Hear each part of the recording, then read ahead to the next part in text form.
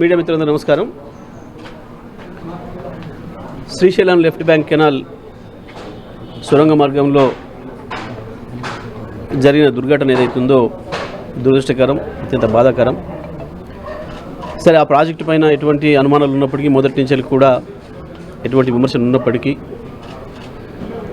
ఈ ఘటన జరిగి అందులో 8 మంది కార్మికుల ఆచూకీ తెలియకుండా పోవడం అనేది అత్యంత దురదృష్టకరమైంది. ఎందుకంటే కార్మికులు వాళ్ళు ఏ రాష్ట్రం వల్లైనా, ఏ ప్రాంతం వల్లైనా, ఏ దేశం వల్లైనా తెలంగాణ అభివృద్ధిలో భాగంగా, తెలంగాణ నిర్మాణంలో భాగంగా వచ్చి పనిచేస్తున్న వాళ్ళు కాబట్టి మరి వారందరి ప్రాణాలు కూడా ఎంతో విలువైనవి. ఈ విషయంలో గత 10 రోజులు, వారం రోజులుగా మేము ప్రధాన ప్రతిపక్షంగా వాస్తవానికి అక్కడికి వెళ్తే ప్రభుత్వం మీరేదో ఆటంకం కలిగిస్తున్నారు, మేము తీసుకుంటున్న సహాయక చర్యలకు అని చెప్పి మా మీద విమర్శలు చేసే అవకాశం ఉంది కాబట్టి, మమ్మల్ని అడ్డగించే అవకాశం ఉంది కాబట్టి వారం రోజులు సమయం ఇచ్చినాం. మరి ప్రధాన ప్రతిపక్షంగా మాకు కూడా సమానమైన బాధ్యత ఉంది ఈ రాష్ట్రంలో జరిగే ప్రతి విషయం పైన. కాబట్టి మేము ఈరోజు బీఆర్ఎస్ పార్టీ బృందంగా అందరం కూడా మాజీ మంత్రులు, మాజీ శాసనసభ్యులు అందరం కూడా అటు నుంచి హైదరాబాద్ నుంచి అటు హరీష్ రావు గారు, మాజీ ఇరిగేషన్ శాఖ మంత్రివర్యులు, నిరంజన్ రెడ్డి గారు, అక్కడ శ్రీనివాస్ గౌడ్ గారు, ఇక్కడ జిల్లా నుంచి నేను, మా మాజీ శాసనసభ్యులు అందరం కూడా 12 మంది అందరం కూడా శ్రీశైలం అక్కడ జరిగిన ప్రాంతానికి, సంఘటన జరిగిన ప్రాంతానికి వెళ్తున్నాం. ఎందుకంటే ప్రభుత్వం తీసుకుంటున్న సహాయక చర్యలు ఏ విధంగా ఉన్నాయి, ఎట్లా ఉన్నాయి, ఇప్పటివరకు ఏం పురోగతి ఉంది, ప్రధాన ప్రతిపక్షంగా మేము ఏం సూచనలు చేయొచ్చు ప్రభుత్వానికి, ఏ రకంగా దీంట్లోంచి బయటపడడానికి మార్గం ఉంది అనే విషయంలో మేము కూడా ఒక నిర్మాణాత్మకమైన ప్రతిపక్షంగా మా సహకారం అందించడానికే మేము అక్కడికి వెళ్ళడం జరుగుతూ ఉంది.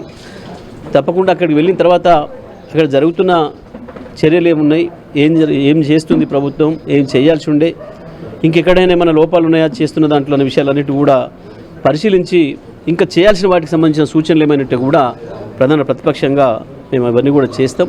దాని కొరకే మేము ఈరోజు ఎస్ఎల్బీసీ సొరంగ మార్గం ఘటన జరిగిన ప్రాంతానికి పరిశీలన కొరకు వెళ్ళటం జరుగుతూ ఉంది. రెస్క్యూ ఆపరేషన్ కూడా సాగుతుంటే రాజకీయ విమర్శలు చేస్తున్నారని కూడా మంత్రులు. మేమేమంటున్నాం, ఇప్పటివరకు మేమేం ఆటంకాలు కల్పించలే, లేకపోతే ఇంకోటి చేయలే, మేము ఇంకోటి అనలే. మంత్రుల ప్రవర్తన మీరే చూసారు, అందరూ కూడా టీవీల సాక్షిగానే ఏ రకంగా ఉందో, ప్రజలు ఎట్లా అసహించుకునే విధానంలో ఉందో. గంత పెద్ద దుర్ఘటన జరిగినప్పుడు అక్కడ 8 కుటుంబాలు వాళ్ళు పాపం దారుణమైన పరిస్థితులలో వాళ్ళు ఇబ్బందులు పడుతుంటే పోయే మంత్రులు కూడా సోయి లేకుండా, ఓ పద్ధతి లేకుండా వెళ్ళి మాట్లాడే మాటలు వాస్తవానికి ఆ సమయంలో మనం ఎట్లా ఉండాలి, ఎంత ఓదార్పు కలిగించే విధంగా ఉండాలి ఆ కుటుంబాలకి.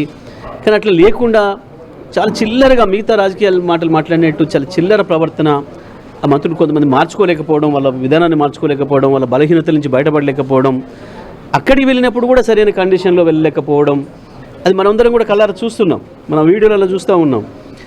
ఏముంటుంది అది, గోడకు చెవులు పెట్టి వినడం చిల్లరగా, అది సెల్ ఫోన్ పనిచేస్తుందని చెప్పడం, అది వాటర్ నీళ్ళు కలిసినాయని చెప్పడం, ఎంత గలీజ్గా పోతుంది అసలు. ఒక మంత్రి అంటే ఎట్లా ఉండాలి, మంత్రి పదవికే ఒక మచ్చ తెచ్చే విధంగా, జోకర్లు అయ్యే విధంగా వీళ్ళు ప్రవర్తించే విధానం చూస్తే కొంచెం బాధ కలుగుతుంది. తెలంగాణ కేసీఆర్ నాయకత్వంలో ఉన్న తెలంగాణ, ఇవ్వాల వీళ్ళ నాయకత్వంలో ఉన్న తెలంగాణ చూస్తే అసలు ఎంత తేడా ఉందనేది ప్రజలు గమనిస్తూ ఉన్నారు. ఇది జాతీయంగా, అంతర్జాతీయంగా కూడా మన పరువు తీసే విధంగా ఉంటుంది ఈ కొంతమంది మంత్రుల విధానం. ఇది సరైనది కాదు. వాళ్ళే సమీక్ష చేసుకోవడం అవసరం, క్యాబినెట్లో సమీక్ష చేసుకోవడం అవసరం. మరి ఇటువంటి వాళ్ళు ఆ మంత్రి పదవిలో ఉండడం అనేది సరైనదా కాదా కూడా వాళ్ళు ఆలోచించుకోవడం కూడా వాళ్ళ ప్రభుత్వానికి అదే ఆలోచించుకోవాల్సిన విషయం.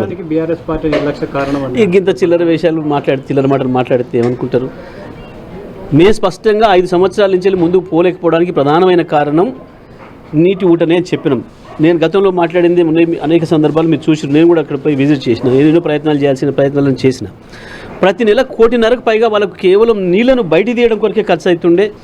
ఎలక్ట్రిసిటీ డిపార్ట్మెంట్ వాళ్ళు పవర్ కట్ చేస్తుండే. మళ్ళీ ఎలక్ట్రిసిటీ మినిస్టర్గా కూడా నేనే ఉన్నా కాబట్టి వాళ్ళు నన్ను అప్రోచ్ అయితే మళ్ళీ కనెక్షన్ ఇప్పించడం, ఏదో పద్ధతులు దాన్ని పూర్తి చేద్దామని చెప్పి మేము చేసిన ప్రయత్నాలు ఏ పరిస్థితిలో కూడా ముందుకు పోలే. 5 సంవత్సరాలు 1 ఇంచు తవ్వడానికి వీలు కాలేదు, కేవలం నీళ్ళ వల్ల. అంటే వాళ్ళు పెట్టే టెక్నాలజీ అటువంటి దుర్మార్గమైంది.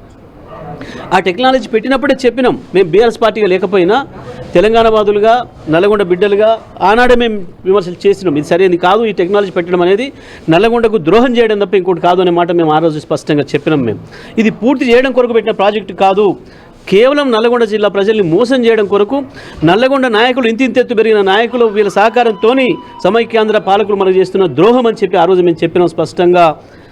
ఇవాళ అదే స్పష్టంగా కనపడింది. మేము ఇప్పుడు ఆ వాటి జోలికే పోవడం లేదు. మేము వాస్తవానికి ఇంకా కొద్ది రోజులు సమయం ఇస్తే ఉన్నాం ప్రభుత్వానికి. ఇంకా అవతల ఆ దృశ్యకరమైన సంఘటన జరిగింది, అది వాళ్ళు తేగలుగుతారా లేదా, ఇంకా డెడ్ బాడీస్ తెస్తారా లేదా, దానికి సరిపోయే పద్ధతుల్లో చర్యలు జరుగుతున్నాయా లేవా అనేది మేము చూస్తున్నాం. దాని పరిశీలనకి పోతున్నాం. మేము అక్కడికి వెళ్ళి చూసిన తర్వాత వాస్తవాలు ఏంది, అసలు ఈ ప్రభుత్వం ఇప్పటివరకు ఏం చేసింది, ఏం చేయాల్సి ఉండే అనే విషయాలు కూడా మేము స్పష్టంగా చెప్తాం. టన్నెల్ని కాళేశ్వరం సంఘటన పోలుస్తున్నారు, అది వేరు ఇది వేరు ఘటన అని కూడా చెప్తున్నటువంటి పరిస్థితి. మేము ఏమంటున్నాం, మేము దేనితో పోలుస్తలేము, మేము ఏది చేస్తలేము. మీ చిల్లర రాజకీయాలు మీరు చేస్తున్నారు, మీ పరువు తీసుకునే పని మీరు చేసుకుంటున్నారు, మీరు మాట్లాడుతున్న మాటలు సోయి లేకుండా మాట్లాడుతున్నారు. అన్ని ప్రజలు గమనిస్తున్నారు మీరు ఏం రాజకీయాలు చేసిండ్రో, ఏం రాజకీయాలు చేస్తుండ్రో, మేము ఏ రకంగా ప్రవర్తిస్తున్నామో ప్రధాన ప్రతిపక్షంగా ప్రజలు అన్నీ కూడా చూస్తున్నారు. Thank you.